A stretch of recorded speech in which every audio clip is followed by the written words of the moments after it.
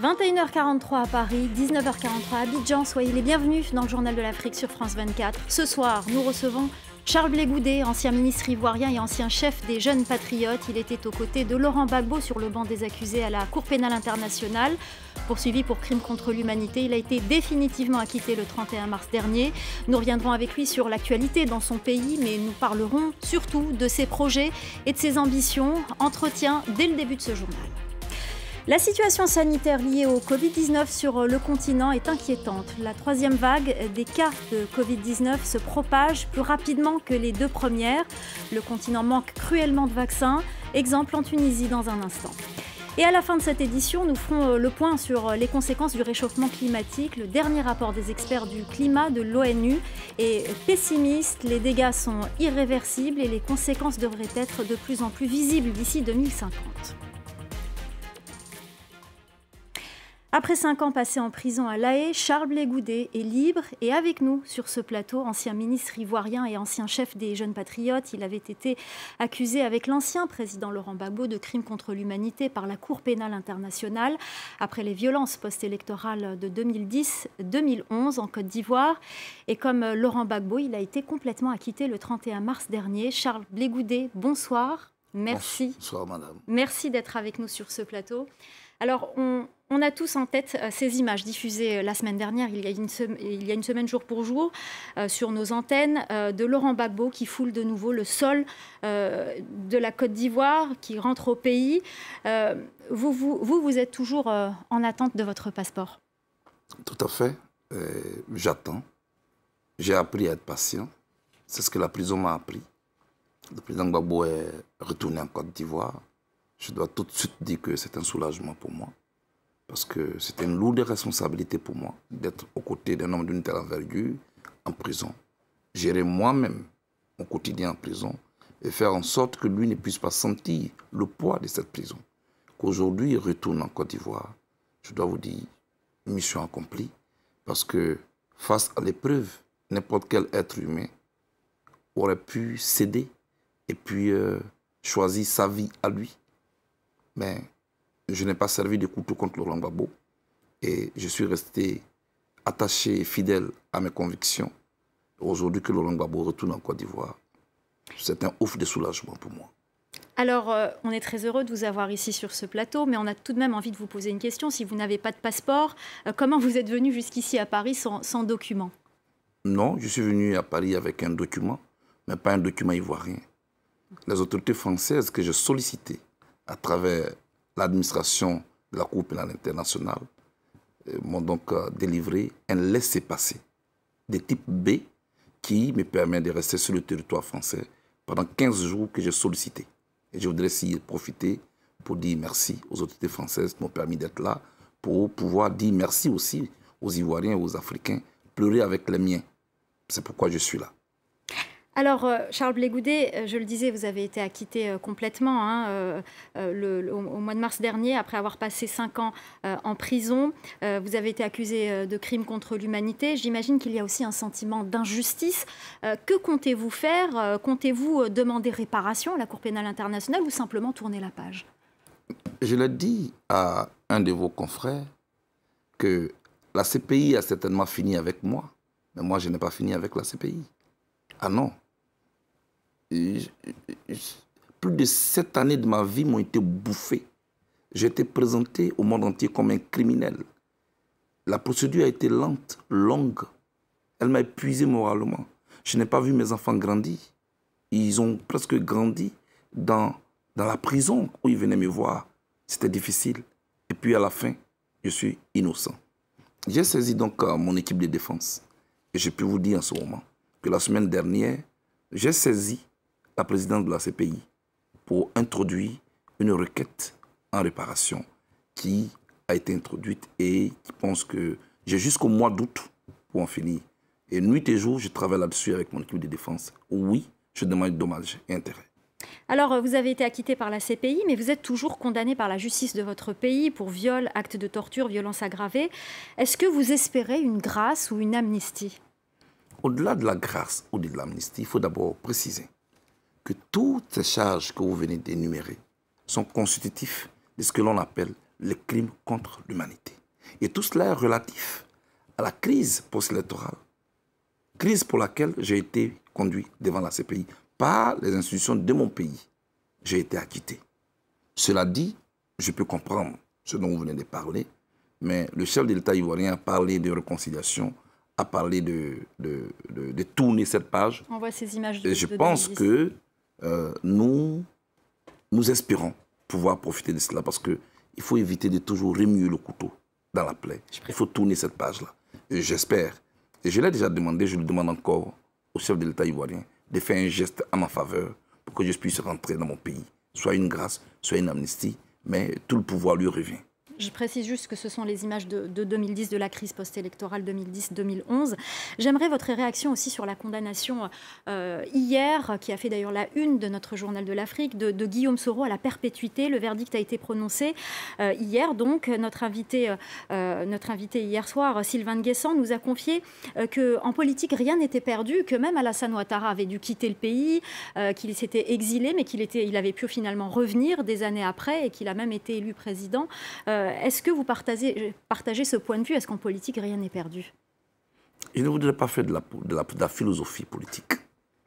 Je veux juste parler de la réalité de mon pays et de la spécificité de mon pays qui sort d'une crise très profonde. Au moment où l'on pensait que tout était fini, malheureusement, en 2020, on a encore connu des morts. Pendant combien d'années allons-nous continuer ce cycle? Madame, toutes les grandes nations qui ont connu le développement sont passées par là. Mais ces nations ont su tirer les leçons et les enseignements de ce qu'ils ont connu comme crise. Les États-Unis d'Amérique, qui sont un exemple aujourd'hui, ont connu 620 morts en 4 ans de crise, 1861-1865, la guerre de sécession. Le Rwanda a connu près de 800 morts en moins de 3 mois. Aujourd'hui, le Rwanda est un exemple en Afrique. Pourquoi? Parce que ces pays ont su tirer les leçons de ce qu'ils ont connu comme crise. Je souhaite que mon pays puisse tirer les enseignements et que nous arrêtions ce cycle-là. Dans tous les cas, Guillaume Soro a été condamné à perpétuité. J'espère que son équipe de défense saura le défendre. Moi, je n'ai pas de commentaires à faire sur ça. Je parle de ce que mon pays doit essayer de réinventer l'avenir. Alors, on va parler de vous, du coup. Quelles sont vos ambitions politiques aujourd'hui? Madame, je suis déjà... Est-ce que vous pensez à 2024, pour être plus précise? Non, vous voulez plutôt parler de 2025? 25, pardon. Mais nous sommes en 2021. Et ce qu'il faut faire, c'est de faire en sorte que nous-mêmes, acteurs politiques, comprenions que nos ambitions personnelles ne sont pas au-dessus de la vie de nos concitoyens. Certes, j'ai des ambitions, mais dans un premier temps, il faut rassembler les Ivoiriens, les mettre sur le chemin de la réconciliation, créer un climat apaisé qui doit, je veux dire, créer les conditions d'un développement pour que cela puisse impacter la vie de nos concitoyens. Madame, voilà ma première ambition. Sinon, je n'ai jamais caché que j'ai des ambitions pour diriger mon pays un jour. Et c'est pourquoi j'accepte tout ce qui m'arrive. Ce n'est pas un secret, mais ce n'est pas au-dessus de la vie de mes concitoyens. Alors, Alassane Ouattara avait déclaré à France 24 et à RFI, juste avant l'élection présidentielle en Côte d'Ivoire, en fin octobre dernier, lors d'un entretien, donc, il avait déclaré qu'il était favorable à la limite d'âge des candidats, qu'il souhaitait que ce soit plus le Parlement qui prenne en main cette question. Cela signifierait que certains candidats seraient éliminés pour 2025. Ce sera le cas d'Alassane Ouattara lui-même, qui aura plus de 80 ans, d'Henri Konan Bédié, qui aura plus de 90 ans, et aussi de Laurent Gbagbo. Est-ce que vous êtes favorable à cette limite d'âge ? Est-ce qu'il est temps, en d'autres termes, que les vieux loups de la politique ivoirienne prennent leur retraite et laissent la place à la nouvelle garde, à la nouvelle génération, à vous par exemple? Laissons le temps faire les choses. Laissons les circonstances décider de ce qui va se passer. On peut prendre une loi, d'accord, mais une loi doit être impersonnelle. Je ne peux pas m'associer à une loi qui vise des personnes. Qu'est-ce que cette loi peut apporter positivement au changement politique en Côte d'Ivoire pour que notre pays puisse embrasser et inventer l'avenir de nouveau? Ce qui est important pour moi, c'est ce consensus national que les Ivoiriens doivent se donner eux-mêmes pour pouvoir être à la hauteur de cette concurrence mondiale, pour que la Côte d'Ivoire prenne sa place dans le concert des nations. Le reste, Ce sont des petits débats des personnes. Et c'est ce qui nous a amenés dans la situation dans laquelle nous sommes aujourd'hui. Parce que le voir ainsi exclut le vieux loup.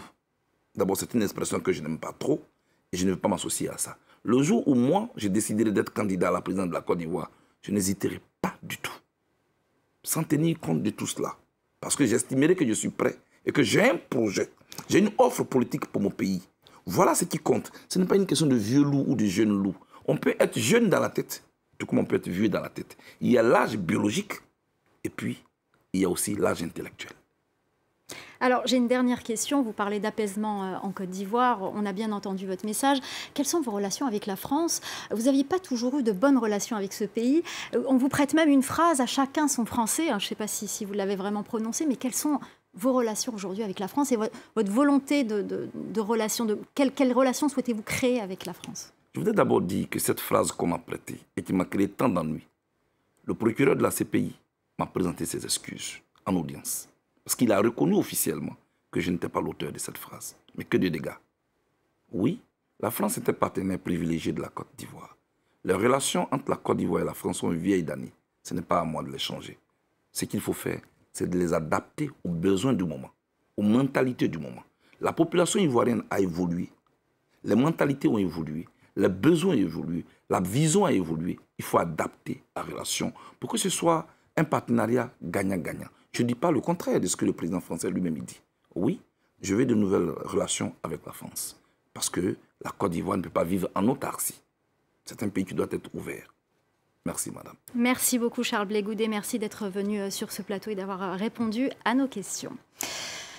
Inquiétude sur le continent. La troisième vague des cas de Covid-19 se propage plus rapidement que les deux premières et frappe plus fort alors que l'Afrique est confrontée à une pénurie de vaccins. Selon la directrice régionale de l'Organisation mondiale de la santé pour l'Afrique, la dernière vague menace d'être la pire à ce jour en Afrique. Écoutez-la. La troisième vague prend de la vitesse. Elle se propage plus vite et plus fort. Nous avons dépassé le pic de l'année dernière. La flambée actuelle devrait dépasser la précédente d'ici début juillet. C'est très inquiétant.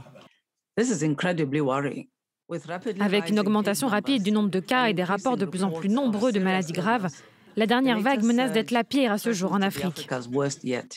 Et justement, en Tunisie, la situation est préoccupante. Les autorités ont dû reconfiner 4 régions pour une semaine face à un pic de décès. Le gouvernorat de Kérouane, au centre du pays, est particulièrement touché. Lilia Blaise et Hamdit Lili sont allés sur place. Reportage. Aux urgences de l'hôpital Ibn Jazar, dans le centre-ville de Kérouan, les patients Covid-19 attendent leur transfert avec des bouteilles à oxygène, parfois à même le sol. Les morts du virus gisent derrière des paravents. On est dépassé. Pratiquement, c'est une urgence. Donc, on doit recevoir toutes les maladies. On reçoit presque 100% de Covid. On n'a plus de place. Les malades Covid et les malades non Covid, presque, ils consultent dans la même salle. Ce jeune homme a ramené lui-même sa mère, faute de trouver une ambulance. Où est l'État, franchement ? On doit se débrouiller tout seul. C'est à nous de trouver une place dans le service et les urgences sont saturées. On ne sait plus quoi faire. Les autorités ont dû décréter un confinement total d'une semaine. On a un taux de positivité entre 45 et 50% des bilans. Il faut rester à la maison pour rompre ce cercle de contagion. Autre problème, le taux d'inscription pour la vaccination n'est que de 10%. Il y a beaucoup de régions rurales. Il y a des gens qui n'ont pas l'accès à l'Internet. Et c'est pour ça que notre ministère a mis en place des équipes mobiles, des campagnes mobiles. Ces équipes mobiles vont faire l'inscription à la vaccination dans ces zones le jour même. Mais le manque de personnel reste le plus gros problème, comme dans cet hôpital de campagne. Comme il n'y a pas assez d'infirmiers, Midet Nasri et sa sœur donnent à manger à leur mère sous oxygène. On ne peut pas abandonner ses parents comme ça. Nous prenons toutes les précautions, avec le masque et le gel. L'armée a installé à l'extérieur un autre hôpital d'urgence avec des lits de réanimation. Mais la crise sanitaire empire dans le pays. 3 autres régions sont dans la même situation que Kérouan. En Éthiopie, la frappe aérienne qui avait touché un marché très fréquenté de la localité de Togoga, dans la région séparatiste du Tigré, a été menée par l'armée éthiopienne. Les militaires affirment avoir visé des combattants. Cette frappe a causé la mort d'au moins 64 personnes. On compte également, pour le moment, 180 blessés. Le Premier ministre algérien Abdelaziz Djihad a présenté ce jeudi la démission de son gouvernement au président Abdelmadjid Tebboune, un processus normal au lendemain de la proclamation des résultats officiels des élections législatives remportées par le parti historique au pouvoir, le Front de Libération Nationale, le FLN. Et avant de se quitter, on va parler réchauffement climatique. Nos confrères de l'AFP ont pu avoir accès au rapport des experts du climat de l'ONU. Selon eux, quel que soit le rythme de réduction des émissions de gaz à effet de serre, les conséquences du réchauffement sur la nature vont s'accélérer bien avant 2050. Les villes côtières sont particulièrement vulnérables, comme le Cap en Afrique du Sud. Nicolas Germain. Depuis des millénaires, les hommes ont construit des villes sur les côtes. Elles sont devenues des plaques tournantes du commerce mondial. Mais elles sont de plus en plus menacées par la montée du niveau des océans en raison du réchauffement climatique. Un nouveau rapport de l'ONU est encore plus alarmant que les précédentes études. Dans la ville du Cap, certains quartiers riches ont déjà pris des mesures. Ces sacs de sable limitent l'érosion de la côte. The beach offers huge amounts of social value to Cape Town. The coastline contributes approximately 10% to Cape Town's annual GDP. So it's a significant contributor to Cape Town's economy, and it's for that reason that we need to look after it as far as possible. Mais dans les quartiers pauvres de la ville, les experts estiment que 100 000 foyers sont régulièrement inondés. These kids you see around here, they play in this water. This water is filled with feces, human feces, and this is a daily occurrence. The slightest of rains you find overwhelms the drainage system. Une solution est la construction de digues, mais elles peuvent nuire à l'environnement. Développer les écosystèmes des côtes est une autre option. Une barrière constituée de mangroves ou de marais permet de protéger une ville côtière, notamment en cas de tempête.